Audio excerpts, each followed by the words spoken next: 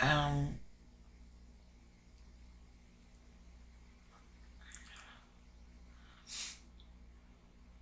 Yesterday, I had to do the hardest thing I've ever done in my life. I had to put down my cat, which was my baby.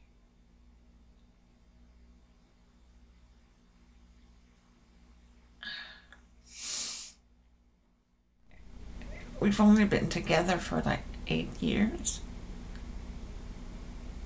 but she was 14 years old, 14 and a half.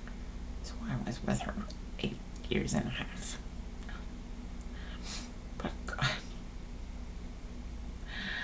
I loved her so much, so much. And now it hurts. I, I feel like I betrayed her. I feel like I let her down. But, you know, she was diabetic, and I started to give her injections morning and night. Well, we started, me and my physical aides, you know. And then she also started being epileptic. But what she would do is, like, she would freeze for, you know, a while. But the worst thing was that she was getting shocks all over her body, but mostly in her head. That's where it really bugged me for her. She would, you know, like freeze, and then her little mustache would move, and then a shock, you know. Oh, God. I know what having shocks mean. I know, because my left leg, gives me a lot of pain, but that's not what it's about today. That can be another subject. But so I started her on special medication, which helped her, but it didn't take everything away. It didn't take it all away. And then last Friday night, I gave her food. I gave her her dry food, which she loves. Usually she devours it, you know, because she prefers dry food than the wet food. But I also give her wet food because it's better for her diabetes. So everything was going great, you know. I mean, I felt she was doing better because she was walking around, going outside, and going on my bed, on the sofa. You know, she seemed fine. Even, you know, doing better and better. So Friday night, I give her food and she smells it, and no. I give her her wet food. Again, she takes just a few licks, and no. So that's not normal. Something's wrong. Okay, so the next morning, Saturday morning, again, I give her her food. No. Oh yeah, I have to tell you that she ended up eating almost all of her dry food during the night, you know. So she ate a little bit. Okay. Saturday morning, I give her dry food. Smells it a little bit. No. Give her her wet food. No, not at all. Doesn't even want to lick it. Wow, okay, something is very wrong. But we're Saturday. And I don't know if you know it, but when you call the emergency numbers, the emergency service for the vet, it costs a lot. So I hesitated. So on Sunday morning, when she still didn't eat, I called the vet. So my friend, my physical aide, brought my cat to the vet. The vet touched her all over. So she told me, I feel something like a lump, but we're not sure. So she tells me, yeah, I think you're right. We should take an x-ray. Because that's what I told her from the beginning. I said, I want an x-ray. That's what I want, an x-ray. I thought she had something stuck in her throat. So they do the x-ray. My physical aide, they recorded it. So I watched the video. On the phone, the vet told me that she had a very big lump, the size of a nectarine, and that they couldn't do that kind of operation there. Okay, so my friend brought her home. I watched the video.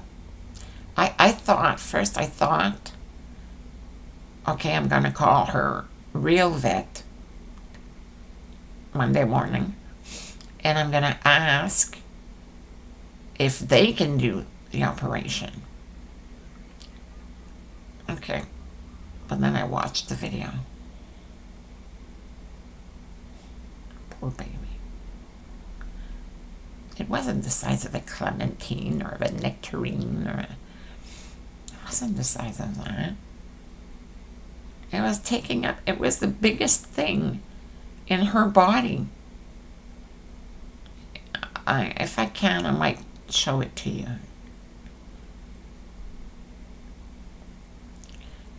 It was pushing on her stomach, so probably it was stopping the food from going inside the stomach, and it was also compressing a lot her liver.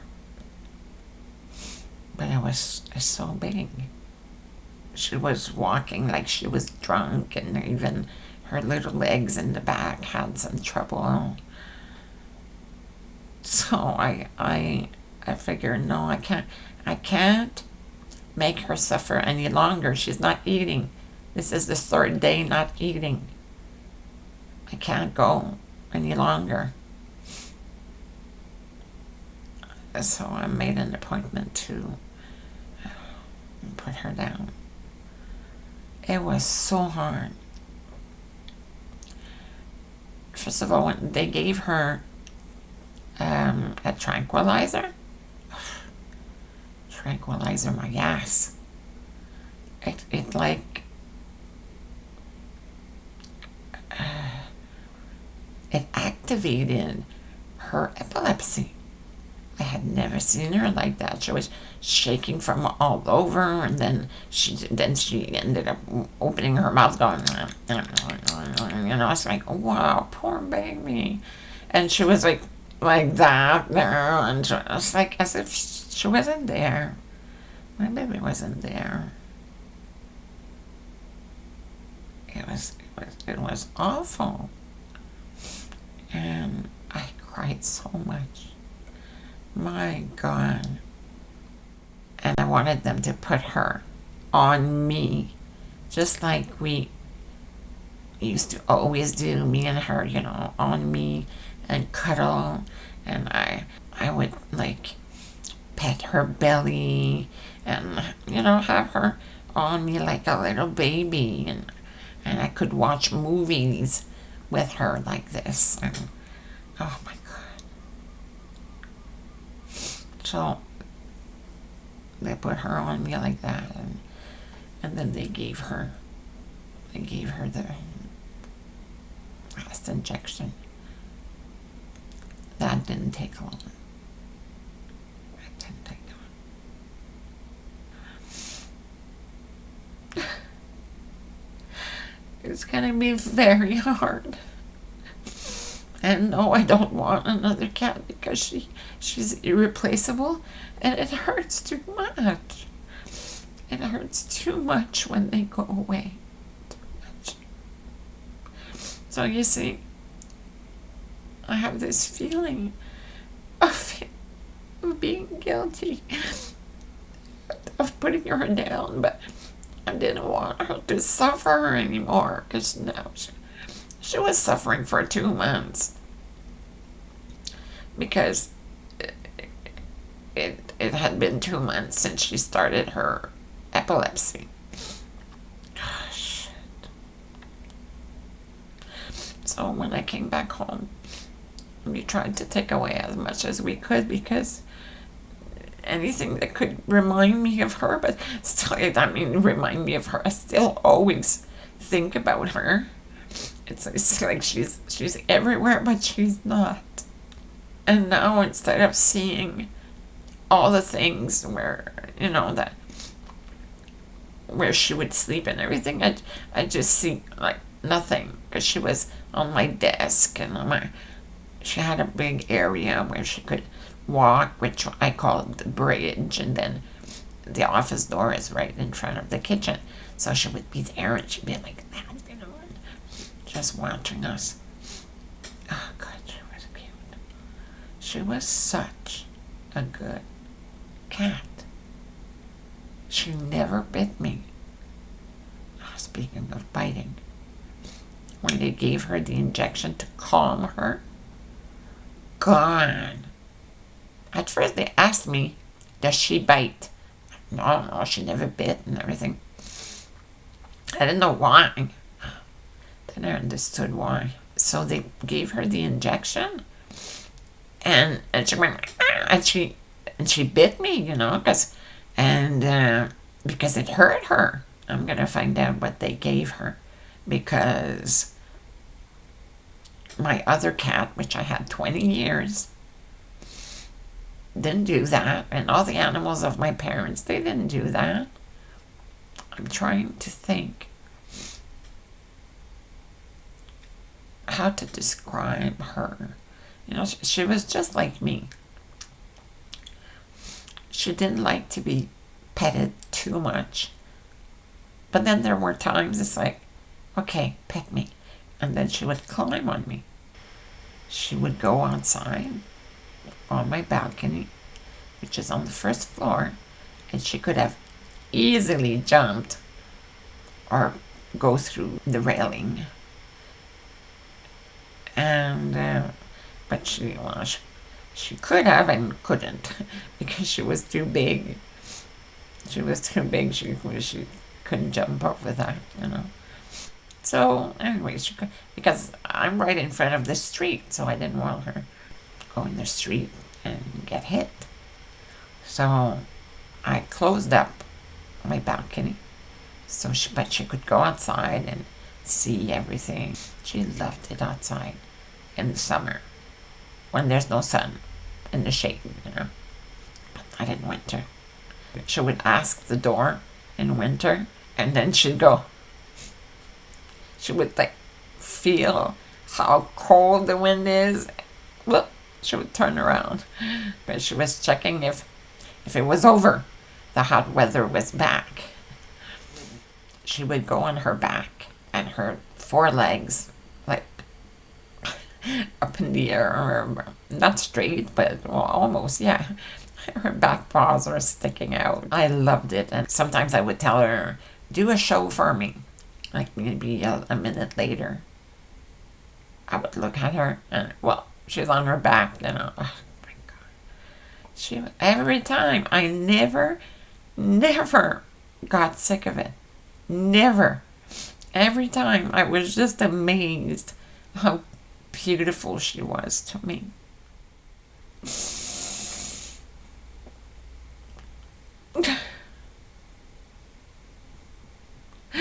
I keep on having thoughts of like, was I a good enough mother?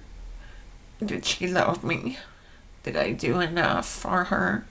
Did I make her happy? I gave her the best that I could give her. She was never afraid of my wheelchair. She would lie down on the floor in my way, and I'm like, get up. Okay, get up. I have to go. Get up.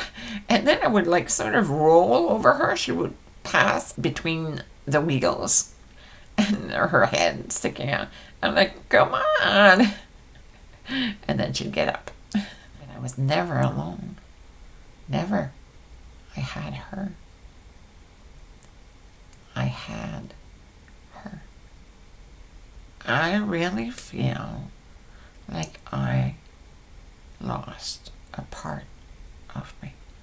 I feel an empty space inside. I asked her before she died a few times.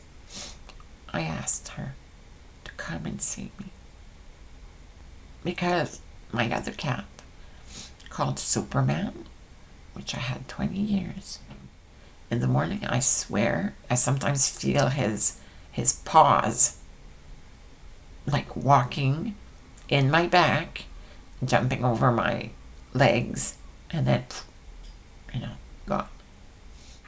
So I'm hoping that she's going to come and see me, but I'm never going to forget her. And right now it just hurts.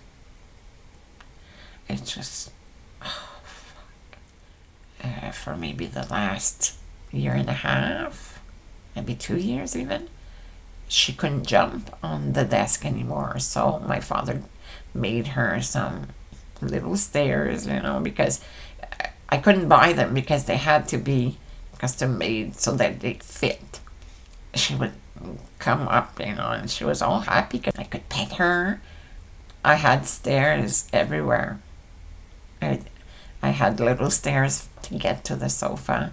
I had stairs to get on the bed, and she would use them all.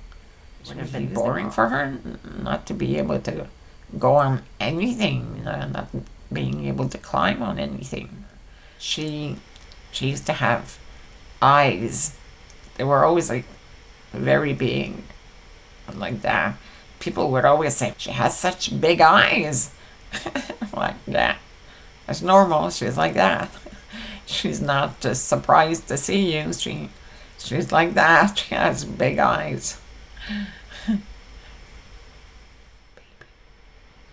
I made her the promise that I would be with her till the end.